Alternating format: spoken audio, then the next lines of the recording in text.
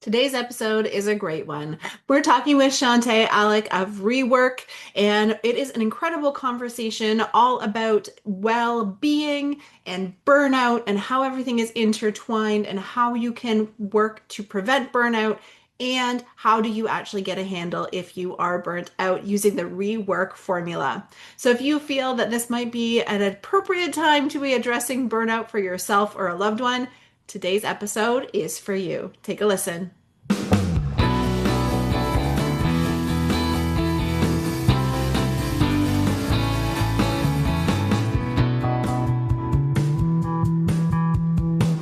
Welcome to the Gap Year Podcast, where we explore the who, what, where, when, and why of gap years. It's real people sharing their stories, ideas, and experts diving deep into how you can make the right decisions in order to have a meaningful gap year. This is the place to be no matter where you are on your gap year journey. I'm Michelle Dittmer, your resident gap year expert. Let's jump right in.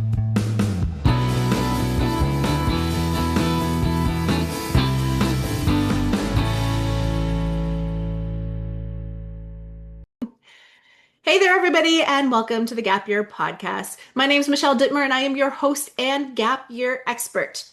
Today, we're going to be diving into Ambition with Ease from Chantaie from Rework. It's going to be a fascinating conversation, and you are in the right spot if you are interested in figuring out what that next chapter looks like, if you are feeling unsettled, feeling burnt out, all of those pieces. We're going to dive into all of that in our episode today. Chantaie, thanks so much for joining us on the podcast. Thank you for having me. I'm so excited to join and share with you and your peoples. Amazing. Well, why don't you give us a little bit more of your bio so folks can really understand where are you coming from, what expertise are you bringing to the table? So share a little bit more about who you are and what you're up to. For sure. So I am the co-founder of an organization called Rework, and Rework is a personal and professional development organization. We work with teams and individuals to help them achieve, as you mentioned, what we call ambition with ease. Rework was born actually, though, out of my own and my co-founder's experience with burnout.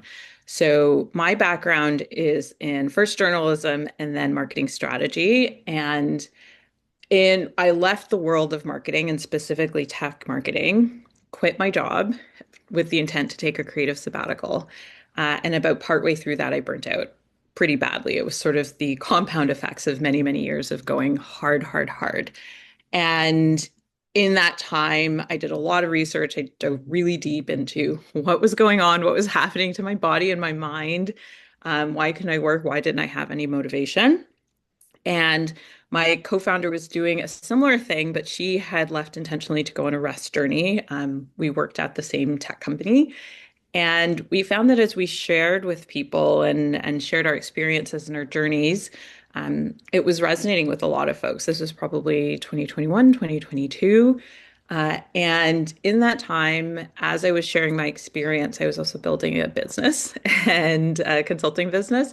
And so I ended up building my business and then eventually Rework around this idea of ambition with ease. And it comes from a lot of research, a lot of lived experience. And ultimately, my co-founder and I built out what we call the Rework Equation. And it's based on that research, based on our own experiences of the steps you have to take to move through and beyond burnout and into designing and creating a life that feels meaningful, that allows space for success and ambition, because we're both very ambitious people, but also allows room for you to be healthy and live, a meaningful life beyond the work you do. And I think that's living the dream, right? Yeah. Yeah. Like Essentially, we're selling the dream in some ways. well, and we used to kind of have this version of an American dream where you worked harder, you earned more, you got the things, you were happy, you checked the boxes, Yeah. and that was the dream. And I think the reality in 2026 is that's not the dream anymore. The Doesn't dream exist. Yeah. The dream is to live a fulfilling life where all of what's important to you is being fulfilled. And that looks different for every person. And like you said, there is a section of people that have ambition and have this desire to be fulfilled from a career perspective, but also want to live a good life where they're not pouring their heart and their soul and their time and their money and their energy and their everything into one piece of who they are. Yeah. And their health. That's the big one. Yeah. Big time, Yeah. big time. So you mentioned this all came from your experience. Can Mhm. you walk us through kind of what were some of the things that you were noticing for yourself, and what were some of the things that you learned about burnout that you're like, oh, hand up, yep, Yeah. me, Yeah. that's all me. So I had a pretty visceral experience with burnout. I was starting to build my business. Someone had reached out to me. I was working part-time as a consultant, like a freelance consultant, and trying to focus on some of my creative endeavors as a writer. And one day found myself so overwhelmed, sitting on my couch in my condo, just bawling, crying my eyes out. I had things I needed to do, deliverables that I needed to send to clients, and I didn't have the capacity to move beyond that couch. And I stayed with those tears. So I ended up calling my sister, and she was like, "You got to put everything down, come here." And I stayed with her for a few weeks. And in that time, I messaged my group chat, my girlfriend's group chat, and I was like, this is going on. And I started looking up what these symptoms are because at the time I still didn't realize it was burnout. I was just sort of like, what's going on? And so I texted my friends. I'm like, apparently I'm burnt out. And the group response was sort of, duh, you know? Um, Before that point, burnout had never been a factor. I'm somebody who's always pushed hard and driven hard and have never hit a burnout. We have found with rework people tend to come to us after like 3 or 4 burnouts, which they like it's we call it the burnout cycle. But it only happened to me once, but it happened pretty badly. And so I was able to uh, in that moment take a break. I was lucky enough I was already on a creative sabbatical. Reached out to the client I was working with and let them know I had to take that time, and they were really great about it. And I was able to move through what eventually became the rework equation through my research because um, I'm somebody who needs to understand what's happening to them. So I read books, I read research papers, I read everything the internet had to say about burnout. And one of the most profound experiences for me was I think it was the National Institute of Health, the UK one, has a list of sort of the factors that lead to burnout. And all of those factors, it's about 7 things, were true of me in terms of the conditions of my work, like uncertainty, highs and lows of energy. There are certain things you can look it up very easily. And I looked at them and I was like, oh, that was me. And Mhm. it took a bit of processing before it hit me, long after I'd left the job that I think led to the ultimate burnout.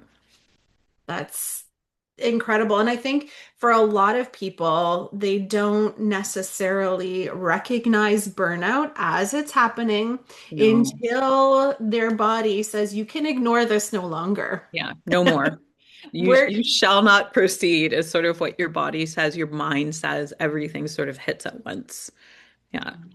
And that can be a much more difficult situation to handle because it's not, you cannot be proactive in any No. regard at that point. It's 100% reactive, and you're at the mercy of your employer, you're at the mercy of your family because you are in a state where you have lost the ability To do the to thing. do anything for Yeah. yourself. And so it can be a really nerve-wracking time for folks who have hit that point. But are there ways that people can identify that they are coming close to that point so we could be a little bit more proactive? Definitely. I want to add, though, to what you said, you're at the mercy of your family and your workplace, but you're also at the mercy of yourself because the big thing that we have found is that people tend to feel a great sense of shame when they burn Mhm. out. So there's a part of us that is actually denying that it's happening, which can lead to that compounded impact. Because ultimately, what we tell ourselves, it isn't true, but what we tell ourselves is that we couldn't cut it. We live in a world, in a society, in a culture that says you work hard and that leads to success. And so when you work hard and it leads to burnout, you feel as if you have done something wrong. And I think it's so important for people to know that it's not your fault because there are so many factors coming at you that can lead to burnout. It's easy to blame yourself, but that leads to you not dealing with it.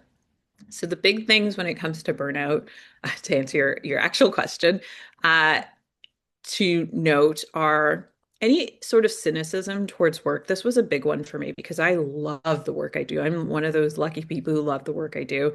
But I found myself rolling my eyes. I found myself, not as engaged. I found myself really pulling back from giving everything or giving what I thought was the right amount. So that level of cynicism or detachment from work is a huge sign, especially if you're somebody who's deeply ambitious. Another one is exhaustion. When like sleep won't do it, nothing will do it. You're just tired all the time. That's a big sign. I'm trying to think of, there's always a long list. We have resources on our website if folks want to get into it, but I think those two are the big ones, the detachment from work, the exhaustion, and any sort of stress signs that your body shows quite often. We do an exercise where we get people to understand what stress feels like in their body. So if you have like food issues that you can't explain, that's probably just stress sitting in your body and causing indigestion or causing whatever it is that you're dealing with that can't quite be explained. So that's another one I think is important. We all feel stress and embody stress in different ways. So that's something to pay attention to as well. Definitely. And I've heard people with skin issues Oh from yeah. stress, Oh yeah. whether that's breakouts or hives or rashes. Um, Yeah. in Your some, body oh, will tell you. That's the thing. Like your body won't let you get away with it for very long. Um, so listen to your body is the other thing that we encourage folks to do. Yeah, alienation from work, reduced performance is a huge one. A lot of the organizations that come to us often come to us because their teams have hit a point where they're so burnt out, so overworked or stressed that they can't produce in the ways that they used to. and I think I am going to get on my high horse for a second Do here it. because I think we put a lot of pressure on individuals to identify burnout, identify when they're hitting their max, because a lot of systems are trying to squeeze as much out of you as possible. Exactly. And if we look at it from an employer sustainability, succession planning, maintaining, retaining good talent, that system also needs to be aware of what is happening to their employees. If you've got a team that is starting to crumble, you've got to look at your system and say, well, what's going on here? It's not necessarily that person with the finger point, but let's look at the bigger picture here. What do we need to rebalance? What do we need to change expectations of? How are we going to make sure that this team is functioning healthy from because we care about human standpoint, but also we care about bottom line. Yeah. And if we're going to be dropping talent, if our talent is not going to be performing up to their capacity or with the passion that they are known for, Mhm. then productivity is going to go down. The quality of whatever you're producing is going to go down. So from we care about humans and we care about our business, there's value in investing in proactive anti-burnout programs that can help highlight this ahead of catastrophe happening for individuals or for organizations. So that's me on Yeah. my high horse. We need to look at the individual, but we also need to look at it from a systems point of view as I well. actually think we can only look at it from a systems point of view. I think one of the biggest mistakes leaders make is to equate efficiency with productivity without factoring in the human element. So we have this approach or this thinking that we have been talking about a lot lately, which is the trickle down effect of well-being. And the idea that if your leaders understand the systemic problems and if your leaders are modeling and understand the behavior it takes to work well, work efficiently, but not to burn yourself out in the process, that's going to trickle down to everyone who they engage with, and it's going to trickle out into the wider culture of an organization. And that's actually the only way to address burnout effectively at a systemic level. And in from what we've experienced and from what we've seen, it's great. We love working with individuals, but if they are in a context that is happy to burn out its people, cycle through the next group of folks who they'll burn out and then bring in more folks. Like that's not a place where your efforts as an individual to set boundaries and engage with your life in healthy ways and do things like rest and restore that allow you to show up at your best. That's not going to be possible if the system you work within is toxic, unfortunately. 100%. And I've been in employer situations like that, and I can tell you, Yeah. it is not lovely for No. anyone. Yeah, it's inhumane in so many ways, is how we like to talk about it. I Like think we want people to be doing human work. that is a very great way of phrasing it. And I think there's a lot of fear right now with Yeah. AI taking over so many functions within the space that there is a drive to prove yourself and to prove your worth and Yeah. to look at it that. But if we take out the human element of working with humans, you're going to be left with an organization of AI that is not going to be able It's going to be to. awful. It's going to be inefficient. AI is not as smart as a lot of folks like to believe. AI is a great tool in the right circumstances, but it does need that human oversight, at least right now. And I think we have an event coming up where we're talking about all of this stuff, this notion of productivity and where AI fits into it. And I have some strong opinions about AI as somebody who has engaged with it enough to know where it's useful and where it's not, and to not feel so worried about it taking actual real jobs, just taking elements of it, which is great. Yeah. And that could be a whole other podcast that, Yeah, that's a whole other topic. Yeah. but long story short, we need to keep the humane In work. element in Yeah. work 100%. And if we're not treating our people properly, we are going to lose the true superpower of humans, which is irreplaceable Exactly. Yeah. for sure. So let's get back to this idea of ambition with ease. Yeah. It rolls off the tongue really nicely. It sounds really swanky, but let's dive in. What is ambition with ease, and why is that kind of central to the work that you do? Yeah. So traditionally, people have thought about and think about ambition as sort of this idea of ever climbing, ever grasping, ever going forward, forward, forward, forward, and aggressively in pursuit of your goals. And ambition with ease, first of all, slows you down. It's the idea of to go fast, you need to go slow. When you are slow, when you are rested, when you are in a good place, you can look around, make better decisions. You head in the right direction faster. It's not go fast and break things. It's like slow down, look around, and make good choices for yourself and for your project or your work or whatever it happens to be. So that's part of it. It's that notion of ease is partly about slowing down, but it's also about, in some ways, this is going to sound very cliche, but it's true. It's about enjoying the process, enjoying those moments where you're learning, those moments that are harder, and moving through and towards your goals in a way that allows you to engage with the fullness of life and bring a sense of meaning into the work that you're doing as you're doing it. Because what we have found, and this I'm sure will be familiar to folks, is that drive. We go through high school, then we get our degree, and then we get our second degree if that's what we're going to do. And then we get the job, and then we get the house and the husband and all those things. And then you stop and look around and you're like, oh, but I'm not happy. Mhm. Or is this it? Is this it is actually probably the bigger thing. And that sort of ambition is almost meaningless ambition versus engaging with your life in the day to day, stopping and pausing and saying, is this actually what I want? rerouting yourself as you need to and doing it in a way where you're still headed towards your goals. You're still working in ways that are beneficial for you in the long term, but it's not depleting you in the process. So that when you get to wherever you're headed, you've enjoyed the process and you're there and you can enjoy what one of our storytellers calls the plateau, that place of like, I got here. I want to spend some time here and look around and then decide what direction I want to go in next. So ambition with ease is about going for your goals, trying to achieve them, but doing them in a way that is honestly human, and then doing them in a way that is grounded in rest, play, and creativity, which are sort of the core elements of our larger rework equation.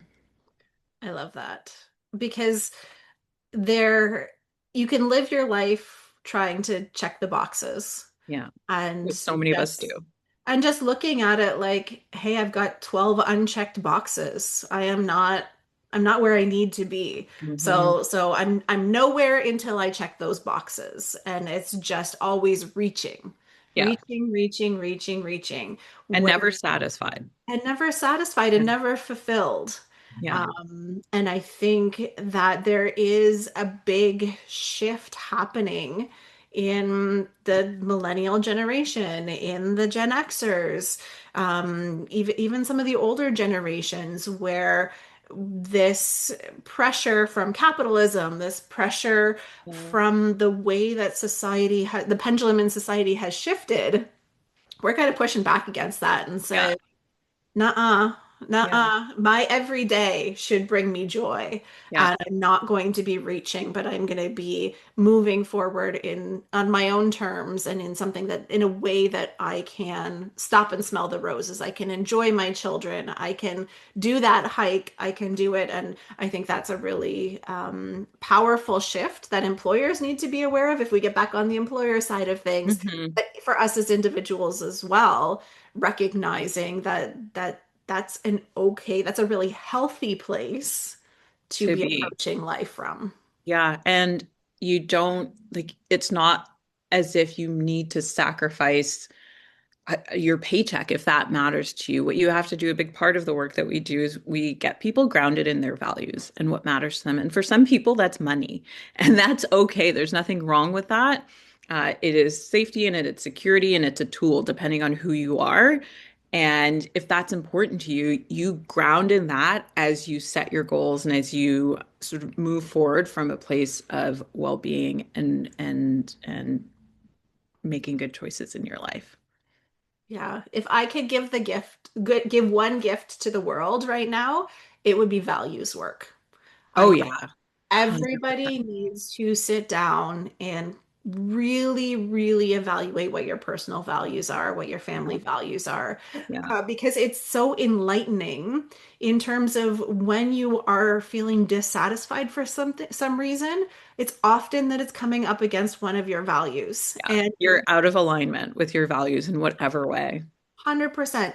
And people always talk to me about how lucky I am in my life because I love all the parts of it. Yeah. And I say, well, the luck has very little to do with it. It Yeah. is self-awareness about understanding my values, understanding what I want to get out of it, and then working towards that. Yeah. And And letting go of perfection. If I could tell people to do anything, it would be to let go of perfection.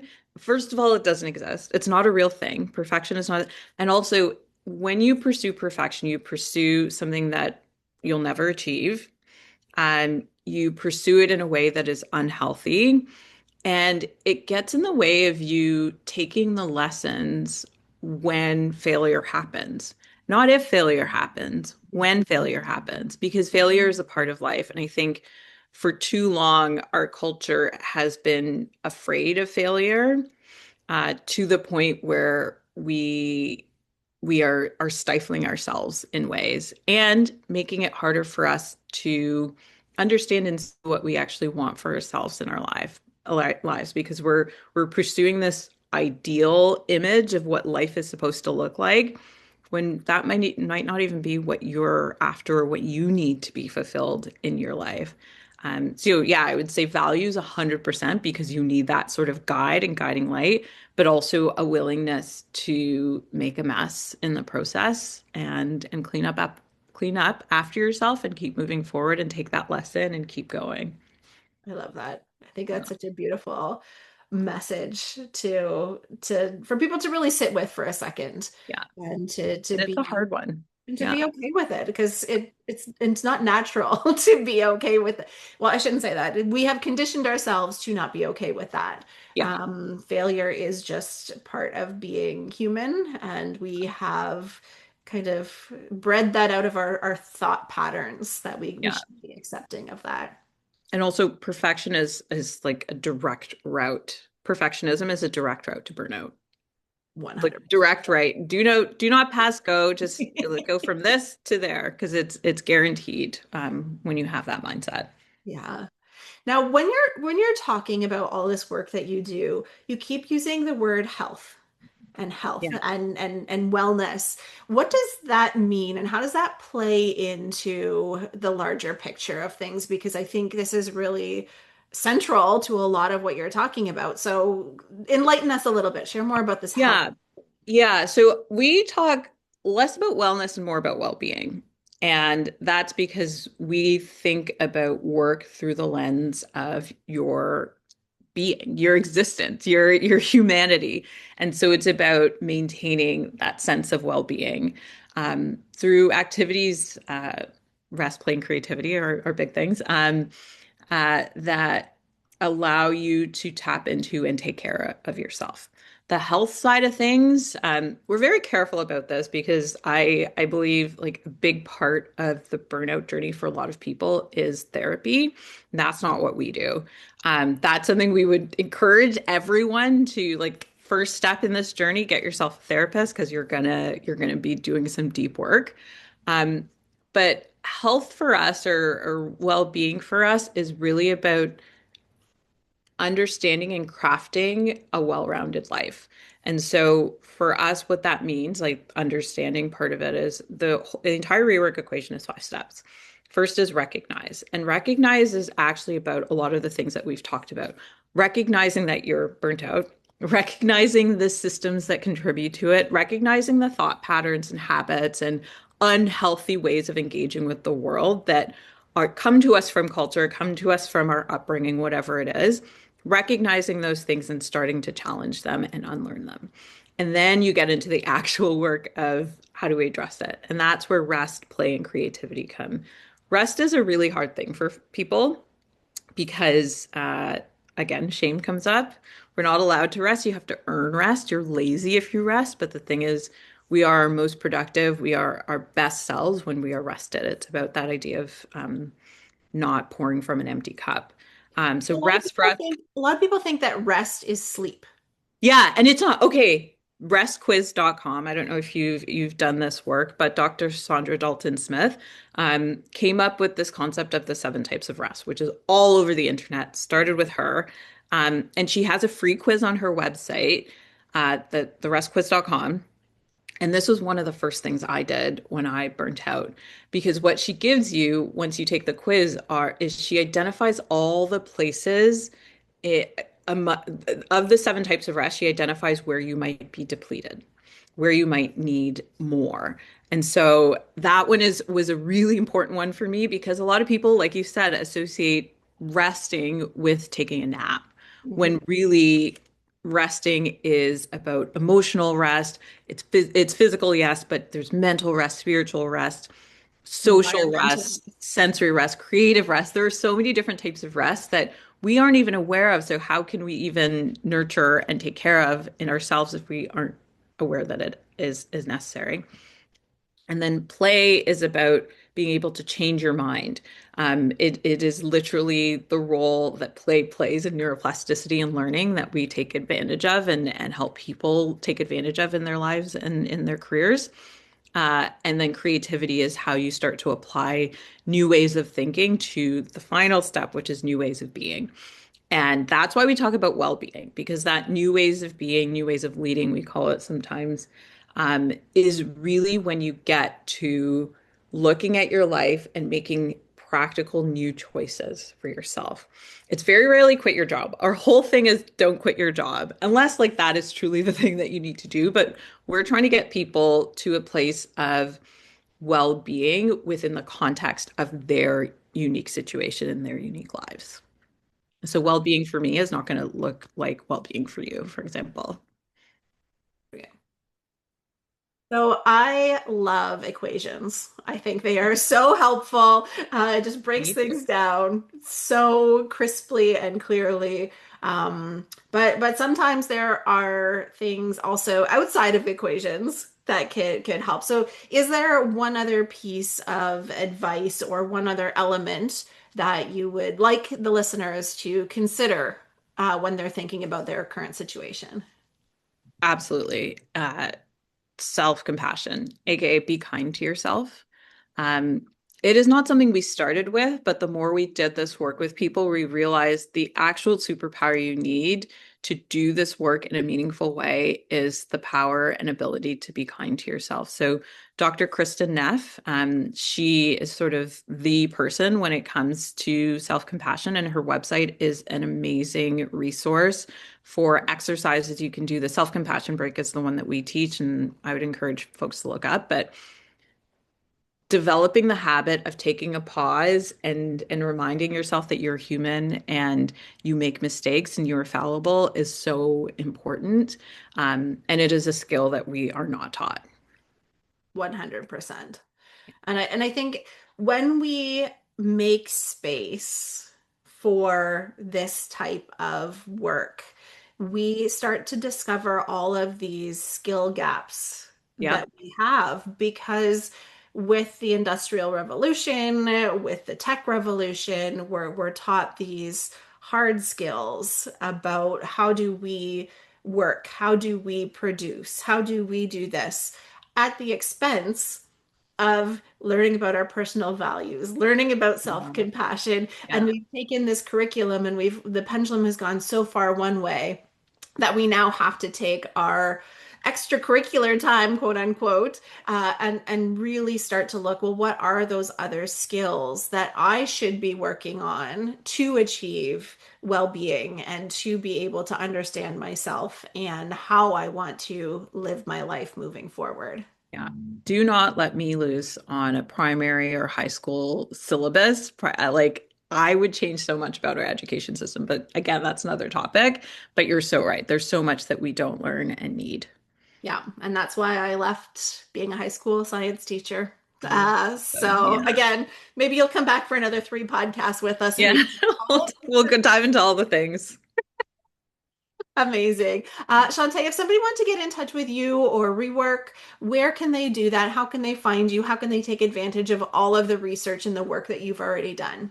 So re-work.ca is our website, and at Rework Movement is our Instagram. We try to share what we've been up to, but also things that people can hopefully find valuable and useful. And we have a whole resources section of our website to help people as well, and a community that folks can join as well. Amazing. Yeah. Well, I am a big fan and really excited for the listeners to jump into all this learning because I think so many of us are on that burnout trajectory, if not already there. So glad that you and your organization exist to be able to support through this. So thanks so much for joining me on the Thank you podcast for today. having me. I appreciate it. All right. And to all our listeners, until next time, keep on adventuring.